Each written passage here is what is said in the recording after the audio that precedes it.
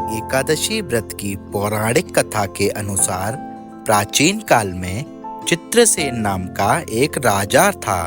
उसके राज्य में एकादशी व्रत का बहुत महत्व था। राजा समेत सभी प्रजा एकादशी का व्रत बहुत ही श्रद्धा और भावपूर्वक किया करते थे।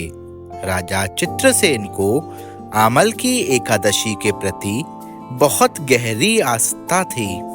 एक बार राजा शिकार करते हुए जंगल में बहुत दूर निकल गए। उसी समय कुछ जंगली और पहाड़ी डाकुओं ने राजा को घेर लिया और शस्त्रों से राजा पर प्रहार करने लगे। परंतु जब भी कोई डाकू राजा पर शस्त्र से प्रहार करता, वह शस्त्र ईश्वर की कृपा से पुष्प में परिवर्तित हो जाता।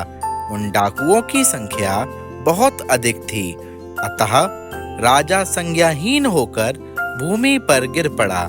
उसी समय राजा के शरीर से एक दिव्य शक्ति प्रकट हुई और उस दिव्य शक्ति ने समस्त दुष्टों को मार गिराया और वह अदृश्य हो गई। जब राजा की चेतना लौटी तो सभी डाकुओं को मरा पाया। यह दृश्य देखकर राजा को आश्चर्य हुआ। राजा मन ही मन सोचने लगा कि इन डाकुओं को किसने मारा होगा।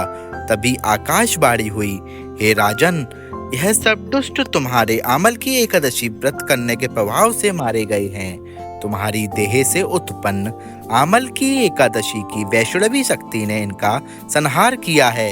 इन्हें मारकर वह पुनः तुम्हारे शरीर में प्रवेश कर गई। यह बातें सुनकर राजा को बहुत प्रसन्नता हुई और एकादशी के व्रत के प्रति राजा की श्रद्धा और अधिक बढ़ गई। राजा अपने देश वापस लौटा। राज्य में सबको एकादशी का महत्व बतलाया और इस एकादशी की कृपा से राजा पुनः सुखपूर्वक राज्य करने लगा।